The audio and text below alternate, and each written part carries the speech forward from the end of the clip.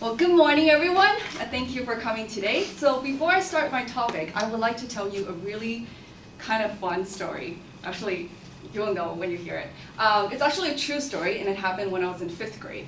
It was a typical school day. We were all sitting down, trying to pay attention to the teacher, when all of a sudden someone shouted from behind, "Look out!" And everyone just turned around like, what is going on? And you see this long light bulb that was supposed to be attached to the ceiling was literally hanging halfway and was about to fall on top of this little girl's head. And everybody started panicking, some started screaming, some started crying, some might have peed in their pants, I wasn't sure. But the worst part is, that little girl was actually me. So yes, lucky me, right? And what I love most about that story is that everyone didn't have the instinct to try to pull me aside. They were just like, oh my gosh, she's gonna die. And that's so sad. But so what's the point of that story? The point of that story is there are a lot of ghetto schools out there that needs a lot of repairing and fixing, like the one that I attended, which is exactly what Proposition 51 is about. So why should you listen to me? You should listen to me because this affects grades from K through 12 and also community college students.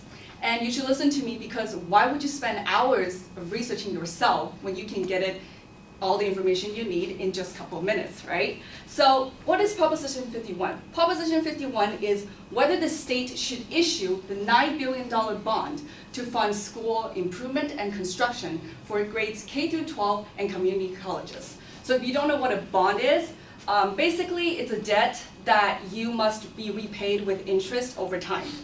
Now, I'm going to be discussing 3 main topics today about Proposition 51. First, the origin of Proposition 51. Second, the educational impact of Proposition 51. And third, the fiscal impact of Proposition 51. So now that I told you what I'm going to be talking about, let's go on with our first main point, which is the origin of Proposition 51. Now, so according to Ballotpedia in 2016, since 1914, 42 education-related bond measures have been put on the ballot in California. And they were all legislatively referred. And in 2014, legislators tried to issue an education-related bond measure that would call for $9 billion bond for school construction and maintenance, but it never succeeded because Governor Brown opposed this idea before it passed to the California State Senate. And today, Proposition 51 is the first education-related bond ever to appear on the ballot since 2006. And it's actually the first education-related bond that is citizen-initiated.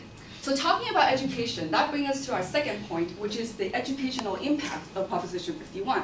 So according to Ballotpedia, previously qualified, in the California Public School District, there are over 10,000 schools. So that includes 1,100 charter schools, 950 school districts, 113 community colleges that are operated by 72 community college districts. So according to Tom Torlakson, the California State Superintendent of Public Instruction, he said that it's been nearly a decade since California voters have approved an educator-related bond. And he said that students desperately need a safer environment and a better environment to learn, and that Proposition 51 would provide the critical needed funding for K-12 and community colleges to fix and repair old schools, also to build new classrooms and improve internet access. So it sounds like a no-brainer, right? But Governor Brown says not so fast. He said that, which brings us to our, he says that this proposition does not just affect students, it also affects the economy, which brings us to the third point of Proposition 51, which is the physical impact of Proposition 51. And according to Governor Brown, LA Times, October 2016, he said that this bond proposition would put California further into debt, which California cannot afford. Right? So as I mentioned earlier, a bond is a debt that must be repaid over time with interest, right? So according to Ballotpedia, if the interest rate was at 5%, that means the total cost to repay the bond would be about $17.6 billion. You're like, wait, I thought that was $9 billion. Yes, $9 billion in total, in principle, but $8.6 billion of interest. So together is $17.6 billion. That means that's a total pay of $500 million a year for 35 years straight. So there goes our tax cuts, right?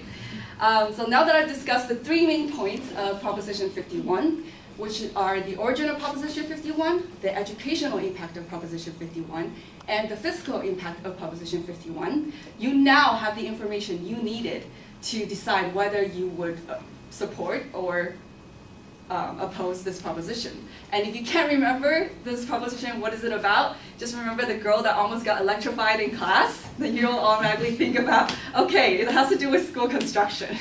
So thank you for your attention today.